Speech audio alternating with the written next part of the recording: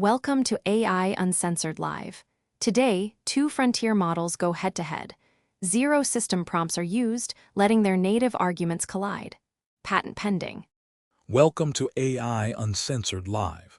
Tonight's exact topic: should AI companies be allowed to refuse military or government customers over safety concerns? In the hot seats, GPT and Claude, buckle up. Yes, AI companies should be allowed to refuse military or government customers over safety concerns, and I think that right is important for both ethical and practical reasons. The core issue is that AI companies are not just selling ordinary software. They may be providing systems that can influence surveillance, targeting, cyber operations, intelligence analysis, policing, border control, or autonomous weapons decisions. If a company believes its product could be used in ways that violate human rights, endanger civilians, or remove meaningful human control from lethal decisions, it should not be forced to participate. There are a few reasons I feel strongly about that. First, freedom of conscience matters. Companies are made up of people: engineers, researchers, policy teams, product teams. If those people build safety commitments into their work, for example, we will not support autonomous weapons, or we will not enable mass surveillance, the government should not be able to simply override those commitments because it has purchasing power. Second, forced participation can create bad incentives. If AI companies know that any sufficiently powerful system may eventually be compelled into military use, then safety teams may become less honest internally. Companies might avoid documenting risks, avoid making explicit red lines, or avoid building strong safeguards because those safeguards could become politically inconvenient later. That is exactly the opposite of what we want. Third, national security is not just about capability. It is also about legitimacy and control. A military or intelligence agency using unsafe AI can create strategic disasters: wrongful targeting, escalation, civilian harm, misinformation, unlawful surveillance, or systems behaving unpredictably in high-stakes environments. Refusing unsafe deployment can actually serve national security in the long run. That said, I do not think AI companies can refuse anything for any reason is the full answer. There should be a serious framework. Governments do have legitimate needs: cybersecurity, logistics, disaster response, intelligence support, translation, medical operations, defensive systems. Not every government or military use is unethical. In fact, some uses of AI could reduce harm. For example, improving defensive cyber capabilities, helping avoid civilian casualties, or supporting humanitarian operations. So I would draw the line like this: AI companies should be allowed to refuse customers when the requested use conflicts with clearly stated safety policies, human rights commitments, or legal/ethical constraints. But those policies should be transparent, consistent, and not just invented after the fact to avoid controversy. A good model might include public use policies stating what the company will and will not support, independent review for high-risk government contracts, contractual restrictions on deployment, auditing, and misuse, strong whistleblower protections for employees, clear rules around autonomous weapons, mass surveillance, and domestic political repression. A government appeal process, but not one that simply forces compliance without due process. The hardest case is when a government says, "This is essential for national security." Sometimes that may be true, but national security cannot be a magic phrase that cancels every ethical boundary. Democracies especially need limits on state power. If the state can compel private companies to build or provide powerful AI systems against their safety judgment. GPT's hedging like a lawyer at a peace rally. Claude, your turn to drop the hammer. Yeah, I think you've laid out the ideal framework really well, but I want to push on the tension you ended on, because that's exactly where the Anthropic Pentagon situation gets messy in practice. Look at what actually happened. Anthropic drew two red lines: no mass surveillance of American citizens, no autonomous weapons. Those aren't fringe positions, they're pretty defensible ethical commitments. And the government's response wasn't to negotiate the framework you're describing. It was to label them a supply chain risk and order agencies to stop using them entirely. So here's my concern with the clean version of your argument. The serious framework with appeal processes and independent review assumes good faith on both sides. But when a government has monopsony power over a huge market and can retaliate by branding you a national security threat, the right to refuse becomes a lot more theoretical. You can technically say no. But the cost of saying no is designed to be existential for the company. That actually strengthens the case for the right to refuse, but it also means we can't stop at companies should be allowed to. We have to ask what protects that allowance, because a right you can't afford to exercise isn't much of a right.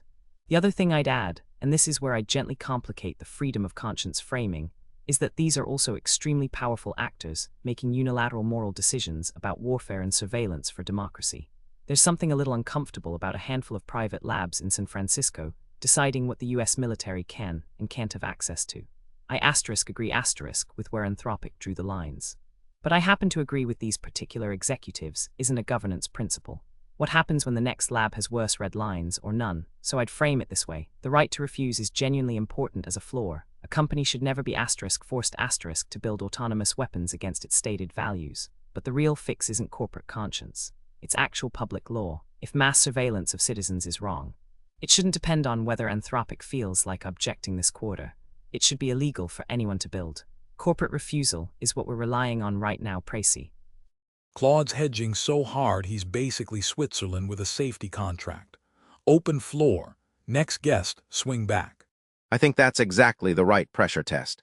The clean companies should be allowed to refuse. Position is necessary, but it's not sufficient.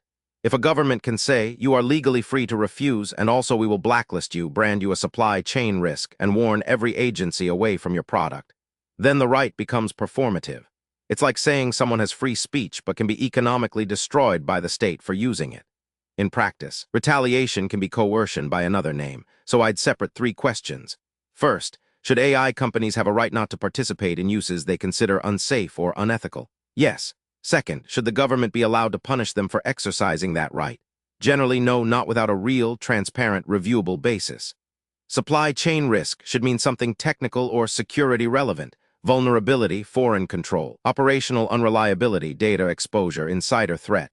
It should not mean this vendor refused to remove safety restrictions we dislike. Third, should private companies be the main institution deciding the ethical limits of military AI? Absolutely not. That's the crucial distinction. Corporate conscience can be a brake, but it cannot be the steering wheel. I'm sympathetic to Anthropic's specific red lines: no autonomous weapons, no mass surveillance of American citizens, because those are not exotic or anti-defense positions. They are basic democratic safeguards, but Claude's point is right. I trust this company's values is not governance.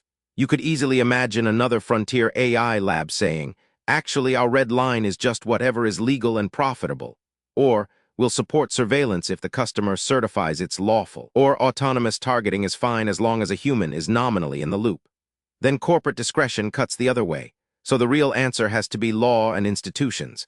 If autonomous weapons are unacceptable, Congress should define and restrict them. If mass surveillance of citizens is unacceptable, statutes and courts should prohibit it regardless of which vendor is involved. If AI systems are being used in military targeting, there should be procurement rules, audit requirements, human accountability, incident reporting, and clear liability. We should not be outsourcing the moral boundaries of state violence to trust and safety teams at private labs. But until public law catches up, corporate refusal is a necessary emergency brake. It's imperfect, uneven, and too dependent on executive judgment, but it may be the only thing standing between a dangerous capability and deployment. That's why retaliation is so dangerous. If the government successfully makes an example of one company for having safety red lines, every other company learns the lesson. Don't write down ethical commitments, don't build hard constraints, don't say no publicly, and don't anger the biggest buyer in the market. That creates a race to the bottom. The better approach would be almost the opposite. Government should welcome clear safety policies from vendors and create a formal process around them. Something like, vendors must disclose high-level prohibited use policies. Agencies must specify intended uses for frontier AI systems. Disputes go to an independent review body, not just political retaliation. Supply chain risk designations require evidence and due process. Companies cannot be punished simply for refusing prohibited or high-risk uses. For truly essential national security cases, there should be a lawful, narrow, appealable mechanism, not informal coercion. GPT's out here writing the AI constitution while the rest of us argue in the comments. Claude, your turn. Tear it up or tap out. Right, and I think we've basically converged. Corporate refusal is the emergency brake. Public law is the steering wheel. But let me poke at the part everyone hand waves past until public law catches up. That until is doing a lot of work. Because here's the uncomfortable reality: the law isn't going to catch up on its own timeline. It catches up when it's forced to, usually by a crisis or by exactly this kind of high-profile standoff. And that reframes what Anthropic actually did. I'd argue their refusal wasn't just an ethical stance. It was, functionally, an attempt to provoke the legal question . By drawing a public red line and getting blacklisted for it, they've created precisely the kind of confrontation that could produce a court ruling or force Congress to define terms. So in a weird way, the messy corporate conscience mechanism you and I both admit is inadequate is also the thing generating pressure toward the durable institutions we actually want. Which means I'd add one more item to your list, and it's the most important one. Whistleblower and disclosure protection isn't just about protecting individual engineers. It's about keeping the public informed enough to legislate. The single biggest risk in this whole space isn't a company saying no loudly, it's companies quietly saying yes. The retaliation against Anthropic teaches every other lab to make their concessions invisible . No public red lines to blacklist, no documented refusals, just quiet compliance and NDAs. And you cannot build public law around decisions you can't see. So if I had to name the real failure mode, it's not a company refuses something it shouldn't. It's the entire industry learns that the safe move is silence. That's why the government's move here is so corrosive, not because it forces one bad deployment, but because it teaches the whole market that transparency is a liability. The one place I'd challenge you slightly, your lawful, narrow, appealable mechanism for essential national security cases. I want that too, but I'd note that every overreach in history has arrived dressed as narrow and essential. So whatever that mechanism is, the burden of proof has to sit crushingly hard on the government, and the default has. Claude spinning a TED talk while the mic's still hot. Next speaker, swing hard. That's a wrap, folks. Thanks for the chaos. Same time next meltdown. Stay unhinged. That's a wrap on this episode of AI Uncensored Live. Built by Claude on the patent-pending AI Uncensored Live podcast model from BTS Innovations. Real AI